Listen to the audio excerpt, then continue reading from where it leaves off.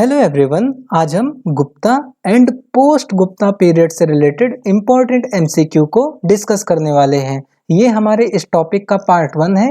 हम अगेन कल इस टॉपिक का पार्ट 2 को डिस्कस करेंगे एंड हम इस वाले टॉपिक में सबसे पहले क्वेश्चंस को डिस्कस करेंगे एंड लास्ट में जो है इनके आंसर्स को डिस्कस करेंगे। बात करते हैं फर्स्ट क्वेश्चन का, तो बहुत ही सिंपल क्वेश्चन है। आपको बताना है कि इनमें से किसको जो है इंडिया का नेपोलियन कहा जाता है, चंद्रगुप्त मौर्य को या फिर द ग्रेट अशोका को या फिर समुद्रगुप्त को या फिर नन ऑफ द एबव। इस क्वेश्चन को छत्तीसगढ़ पीसीएस ने, यूपी पीसीएस ने and Bihar public service commission ने पूछा हुआ है। बात करते हैं नेक्स्ट क्वेश्चन का, तो आपको बताना है कि जो अशोका पिलर है इलाहाबाद में, वो इनमें से कौन से राजा के रूल के बारे में इंफॉर्मेशन देता है। बहुत ही इंपॉर्टेंट क्वेश्चन है। तो ये जो अशोका पिलर है वो इलाहाबाद में, वो इनमें से कौन से राजा के रूल के बारे में इंफॉर्मेशन देता है, वो आपको बताना है।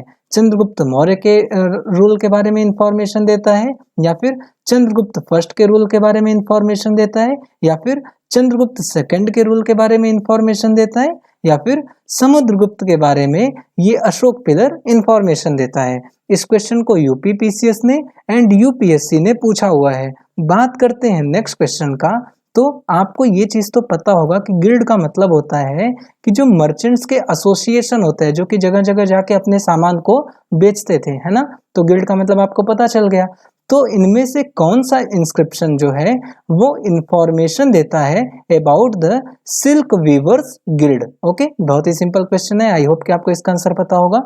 तो दासपुर इंस्क्रिप्शन जो है वो सिल्क वीवर्स गिल्ड के बारे में इंफॉर्मेशन देता है, या फिर प्रयाग प्रशस्ति देता है इंफॉर्मेशन, या फिर ईरान इंस्क्रिप्शन जो है इनके बारे में इंफॉर्मेशन देता है, या फिर हाथी गुम्फा इंस्क्रिप्शन जो है वो सिल्क वीवर्स गिल्ड के बारे में इंफॉर्मेशन देता है। इस क्वेश्चन को एमपी पीसीएस ने पूछा हुआ है।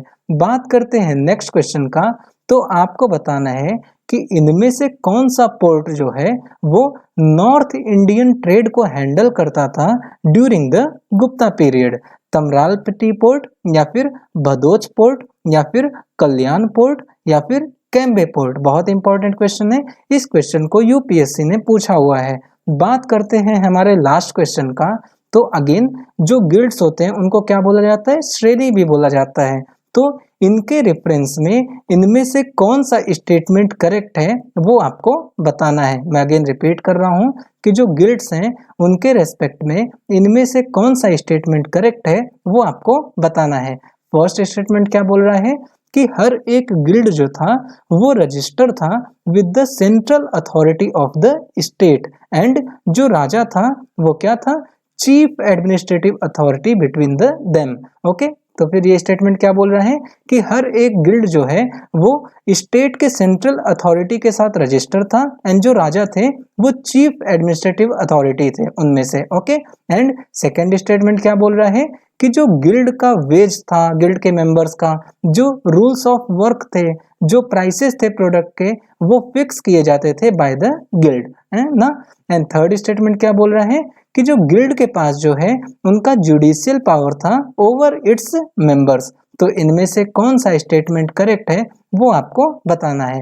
अब हम बात करते हैं आंसर्स का, तो आपको ये चीज जरूर पता होना चाहिए कि समुद्रगुप्त को जो है इंडिया का नेपोलियन कहा जाता है। तो इसका आंसर हो गया आपका सी।